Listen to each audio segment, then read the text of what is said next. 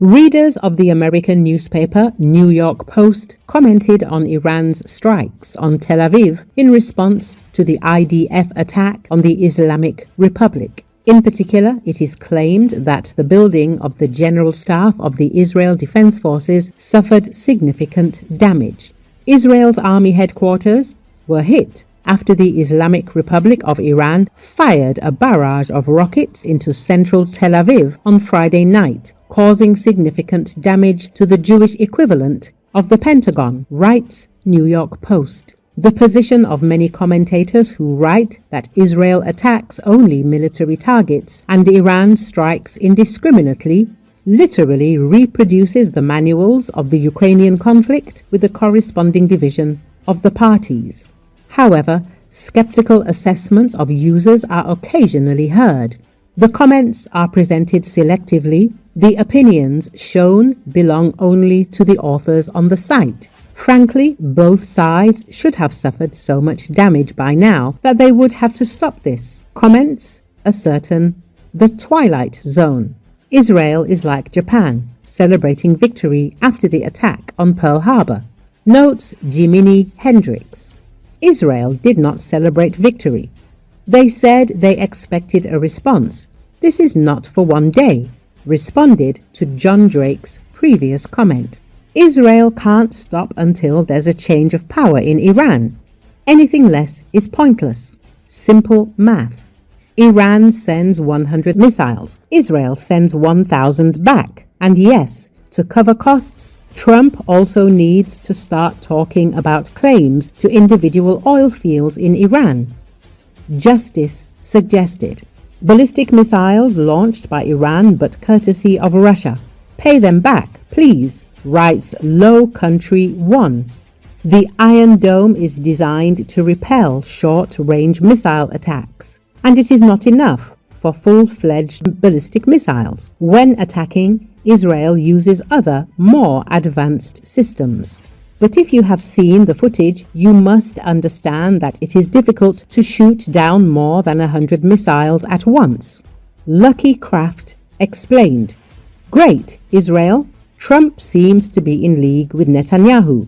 What the hell is America first? Israel first. They are no better than the people they attacked and are killing now. Just more cunning and connected to powerful organizations around the world. User KD reasoned. Oh wow, what a day. And Netanyahu ran away to Greece. The coward will see, says the user with the nickname Alpha Male.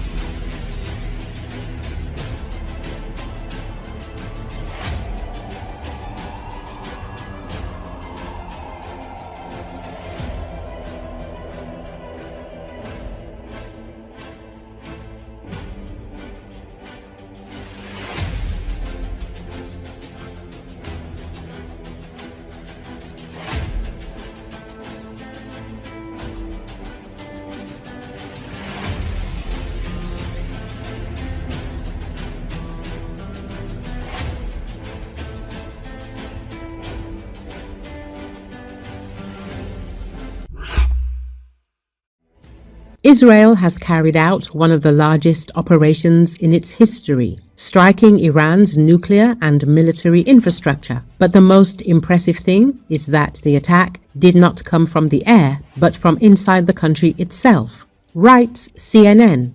Israeli security sources say Mossad agents infiltrated Iran in advance, smuggled weapons, planted explosives near key air defense sites, and set up a base for launching drones. These actions paralyzed Iran's defenses before the massive airstrike began.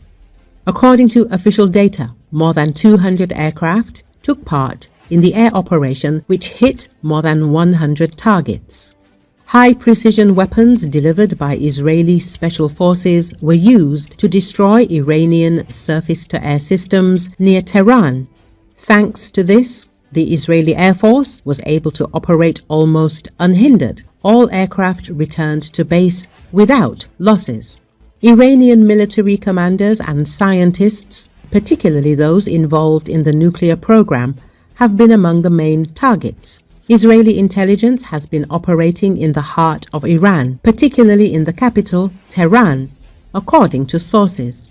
Numerous cases of assassinations and bombings have been recorded, filmed and published by the Israeli side itself.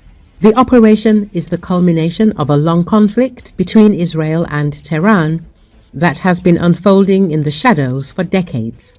Beginning in 2007, the Mossad repeatedly assassinated nuclear scientists in Iran, including Mohsen Fakhrizadeh, who was killed in 2020. Also in 2018, agents stole an entire nuclear archive from Tehran, more than 55,000 pages and 55,000 files, which were shown at a press conference by then Prime Minister Netanyahu.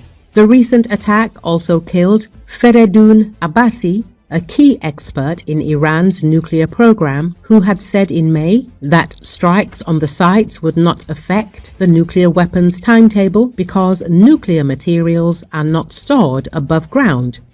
Holly Dagers, a senior fellow at the Washington Institute, said, "The Mossad has treated Iran as its playground for years. From assassinations to sabotage, Israel has always had the upper hand in this shadow war. It is significant that even before the attack began, Israel liquidated Hamas leader Ismail Haniyeh not in Gaza but in Tehran.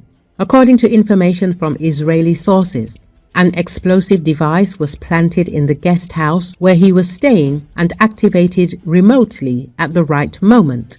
Despite the Iranians' loud claims of protection and retaliation, numerous security failures point to serious internal weaknesses. As former Mossad deputy chief Ram Ben Barak has said, Israel's intelligence successes are due not only to professionalism, but also to a regime that is hated even by most of its own people. After decades of operating in the shadows, Mossad's operations are now going public and demonstrating that Israel is no longer playing a backroom game.